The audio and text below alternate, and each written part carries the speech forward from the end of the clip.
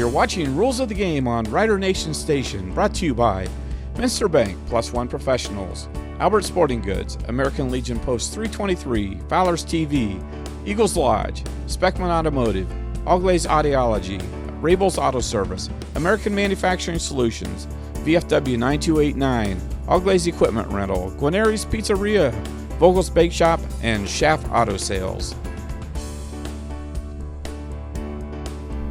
Hello and welcome to Rules of the Game with Mark Sisko. This is the first episode of the 2021 season. Mark, here we are back again at St. Mary's and ready to have another hopefully great season of clips and talking about officiating and rule changes and thank you again for joining us. Oh, it's always a pleasure to be here. This is a highlight of my week, and I enjoy being here. And if we can impart a little knowledge to the fans, great. Well, hopefully we stay off of too many officials' bad lists or emails this year, and we stick to some good friendly banter back and forth. I'll stick to what we said last year any day of the week. So nobody's, it is what it is. So Excellent. Here we go. Excellent. Well, we've always had great responses from them too. I joke a little bit about that, but we've always had great responses from the officiating. So. Mark, we don't have any clips yet because the season has not started. This is the first, we're getting ready for St. Mary's to play London this week. But wanted to talk about what has changed this year from last year. So rule changes, we of course had all the COVID protocols last year. What has changed this season? Well, let's start with the rules. There's not a lot of changes in the rules end of things. The major change, and it's really not a big deal, is the rule makers have said, look, if you're going to block low, basically line of scrimmage play.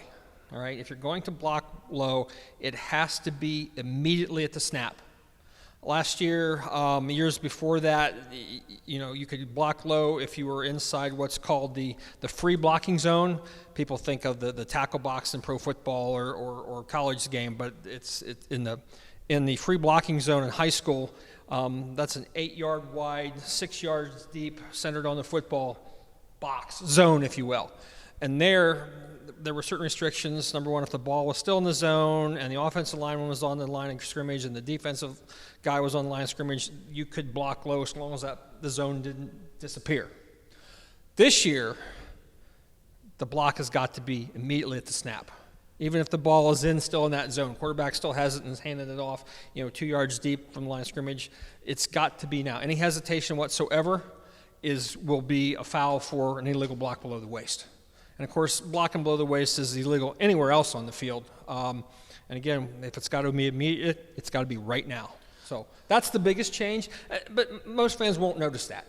When you as an official or umpire receive this type of a rule change, do you look at implementing it immediately and trying to call something early on that, or how do you talk to the coaches about that? The coaches are well aware of the rule. The kids are well aware of the rule. Specifically, let's say St. Mary's here. I mean, they have at times where they send kids low, immediately snap. They got a guard or a tackle seal blocking or something like that. You know what that's all about. I'm thinking as a center on sweeps, we used to shoot out. That was our rule. And you would be fine, snap the ball, and you're going. I mean, there's a little leeway for the center snapping, and doing your thing. It's not a problem, but if there was any hesitation, and you see kids once in a while, they'll stand up and then go low. Right. Or the head will come up and then go low. Well, that's gone.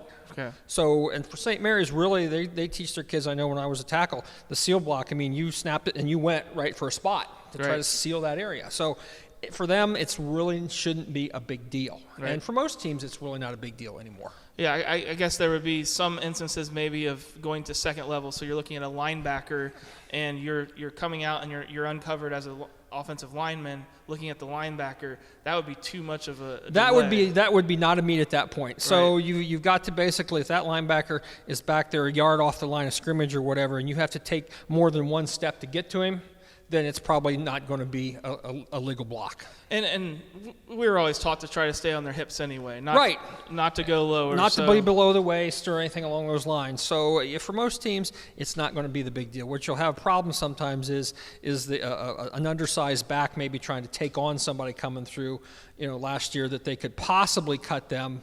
But then again, at that point, you had to be on the line of scrimmage to start to snap. So even that block was illegal. Sure. So it just makes the game a little safer, and it makes it easier for us, I believe, to officiate the game.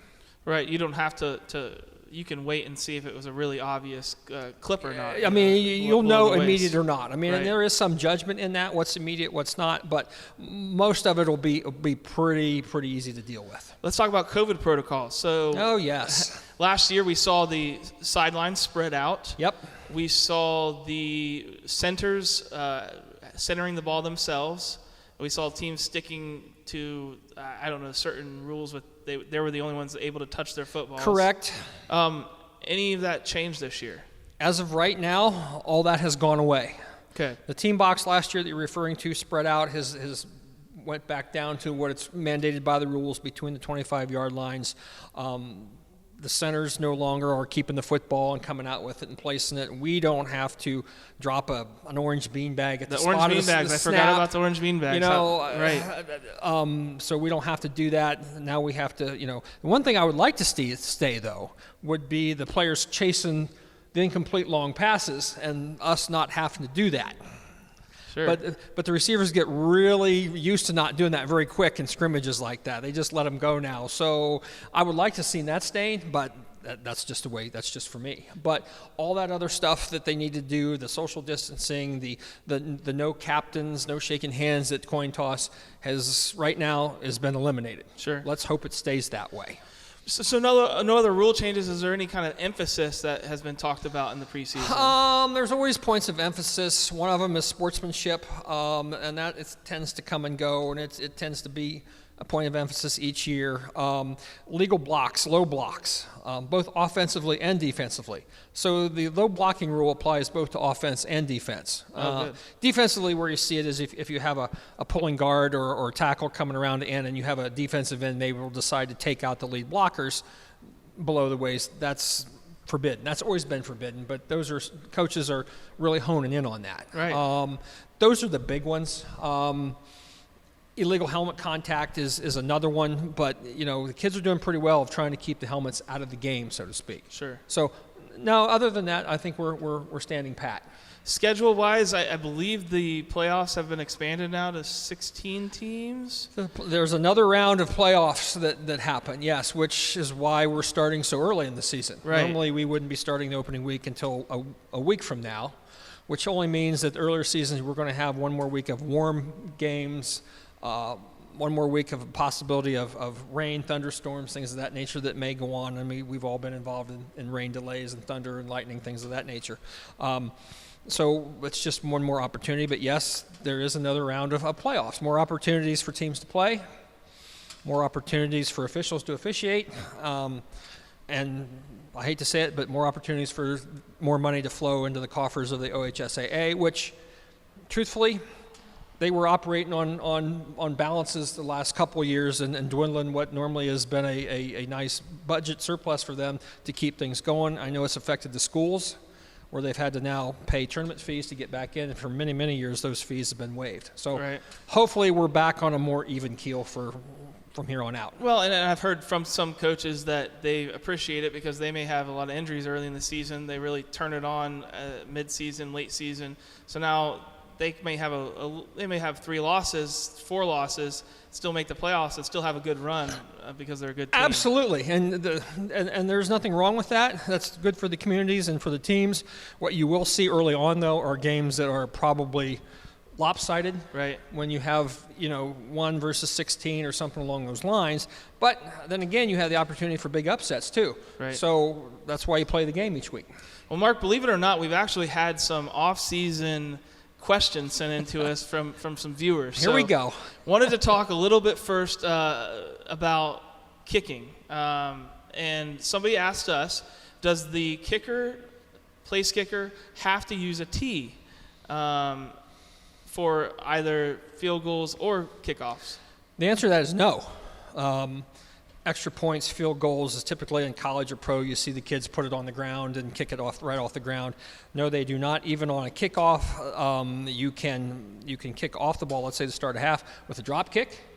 And if you wanted to place it on the ground, I've seen it happen, and without the tee, that's perfectly legal. It's not a problem. So most teams will use a tee, but once in a while you'll run into a kicker that doesn't and does fine without one. We've also seen when the ball's been blown over a couple of times, they have to send a player out to hold the ball there.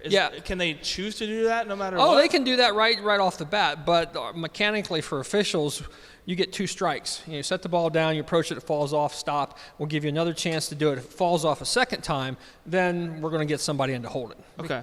And coaches will be like that because let's get the game moving. We don't want to play with football rolling off the tee every little bit. Are there regulations for the tees? Do they have to be a certain certified ones? Yes. Okay. Well, they have to be a certain size. They cannot elevate the ball more than a certain height above the field. Okay.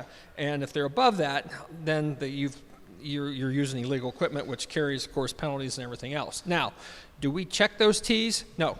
Right. But we ask the coaches before the game, was everybody legally equipped, which also means, are you using legal equipment?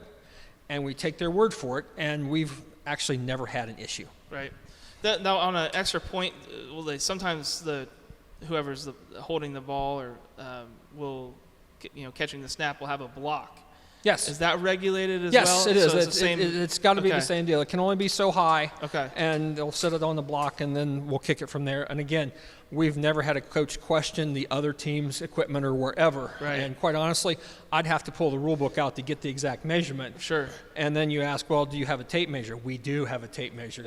We've never had to pull it out, but we could. Right. So, but we've never had an issue, especially in Ohio. You just don't have that. You don't have that kind of stuff. And you probably don't want to risk forfeiting a game because you use some. Or doing something stupid that'll cost you an extra point or a touchdown or something like that. Yeah.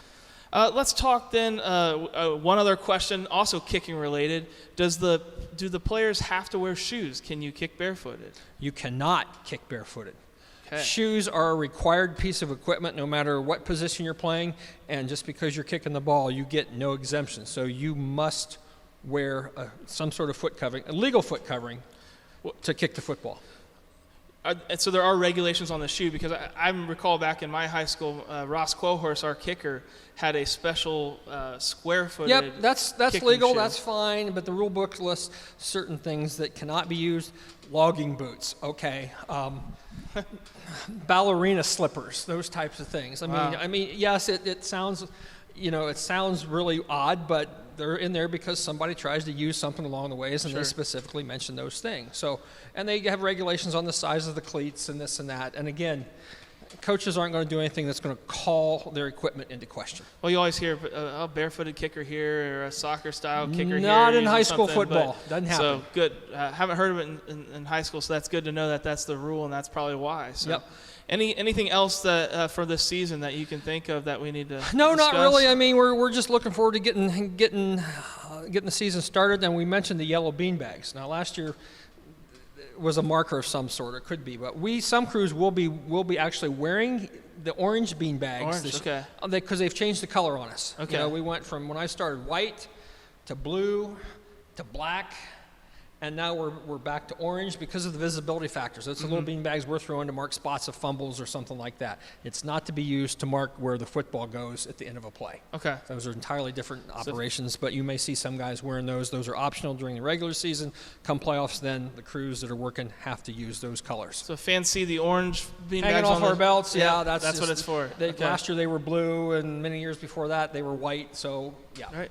For as far as that goes, that's good for us. Well, Mark, we're going to come back every week with clips from the games, have you take give us your opinion and talk about some of the processes of the officiating. So thanks again for coming. Looking forward to it. Thanks, Zach, for being here. Everyone at home, be sure to join us every week for the Mark Cisco show that as we have him back every week to talk about some of the penalties and clips from the Rough Rider games. We will have all of the Rough Rider games broadcast, either audio or video, on the Rider Nation station, so check us out this year. Thank you.